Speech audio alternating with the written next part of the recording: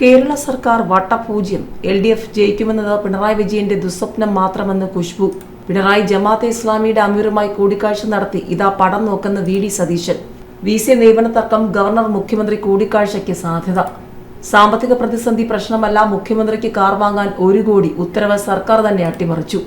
2029 താമര ചിഹ്നത്തിൽ ജയിച്ച ആൾ കേരളത്തിന്റെ മുഖ്യമന്ത്രിയാകും. മധ്യ തിരുവിതാംകൂറിൽ ഒന്നാമത്തെ പാർട്ടി BJP ആകുമെന്ന് PC George.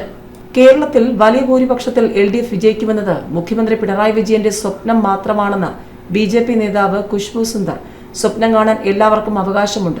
APJ Abdul Kalam പറഞ്ഞതുപോലെ സ്വപ്നങ്ങൾ കാണുന്നത് നല്ലതാണെന്ന് പറഞ്ഞ ഖുശ്ബു LDF വിജയിക്കുമെന്ന മുഖ്യമന്ത്രി പിണറായി വിജയന്റെ സ്വപ്നം ഇവിടെ അവസാനിക്കുകയാണെന്നും പറഞ്ഞു. തെരഞ്ഞെടുപ്പ് പ്രചാരണത്തിന് തൃശൂരിൽ എത്തിയതായിരുന്നു ഖുശ്ബു. കേരള സർക്കാരിനെ വിലയിരുത്താൻ ഒന്നുമില്ലെന്നും ജനങ്ങൾക്ക് സർക്കാർ ചെയ്തത് വട്ടപൂജ്യമാണെന്നും ഖുശ്ബു പറഞ്ഞു. കേരളത്തിൽ BJP മികച്ച വിജയം നേടുമെന്ന പ്രതീക്ഷയും ഖുശ്ബു പങ്കുവച്ചു. സുരേഷ് ഗോപി വിജയിപ്പിച്ച തൃശൂരിൽ കൂടുതൽ വിജയം നേടാൻ കഴിയും. സുരേഷ് ഗോപിയുടെ കഠിനാധ്വാനം വിജയത്തിന് മുതൽക്കൂട്ടാകുമെന്നും കൂട്ടിച്ചേർത്തു. തൃശൂരിലെത്തിയ ഖുശ്ബു തെരഞ്ഞെടുപ്പ് റാലിയിലും പങ്കെടുത്തു.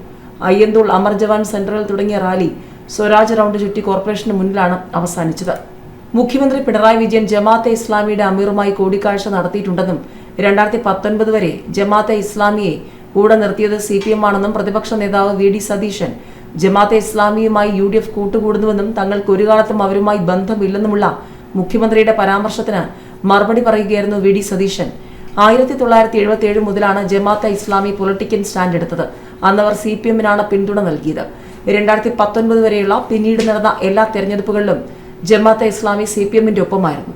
1996 ഏപ്രിൽ 22-ന് പുറത്തുവന്ന ദേശാഭിമാനിയുടെ എഡിറ്റോറിയലാണ് കയ്യിലുള്ളതെന്നും ജമാഅത്തെ ഇസ്ലാമിയുടെ കേരള ഘടകം വരുന്ന നിയമസഭാ ലോക്സഭാ തെരഞ്ഞെടുപ്പുകളിൽ LDF സ്ഥാനാർത്ഥികൾക്ക് വോട്ട് ചെയ്യാനാണ് തീരുമാനിച്ചിരിക്കുന്നതെന്നും അതിൽ വ്യക്തമായി പറയുന്നുവെന്നും സതീശൻ പറഞ്ഞു.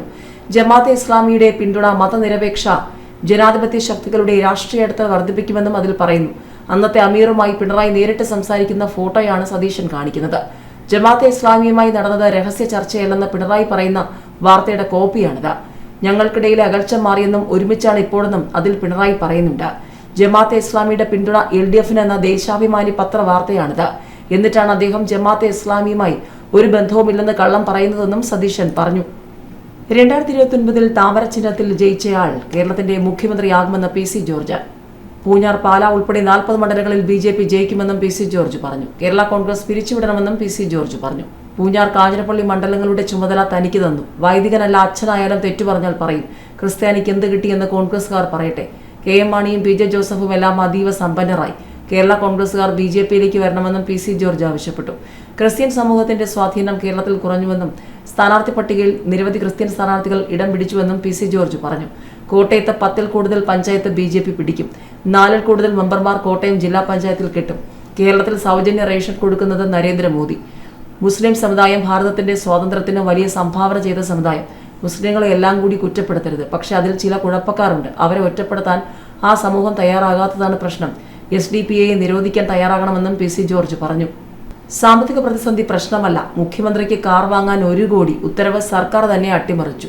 ചെലവ് നിയന്ത്രിക്കാൻ 1 വർഷത്തേക്ക് കൂടി സാമ്പത്തിക നിയന്ത്രണം നീട്ടുന്നതായി കഴിഞ്ഞ 25-ന് അഡീഷണൽ ചീഫ് സെക്രട്ടറി പുറത്തിറക്കിയ ഉത്തരവാണ് സർക്കാർ തന്നെ അട്ടിമറിച്ചതായി ആരോപണം. മുഖ്യമന്ത്രിക്ക് സഞ്ചരിക്കാൻ 33 ലക്ഷം രൂപ മുടക്കി 2022-ൽ വാങ്ങിയ കിയ കാർണിവൽ കാറിന് ഒരു തകരാറുമുള്ളതായി റിപ്പോർട്ടില്ല. ഈ സാഹചര്യത്തിലാണ് വീണ്ടും പുതിയ വാഹനം വാങ്ങുന്നതിനു വേണ്ടി 1 കോടി 10 ലക്ഷം രൂപ ധനവകുപ്പ് നൽകുന്നത്.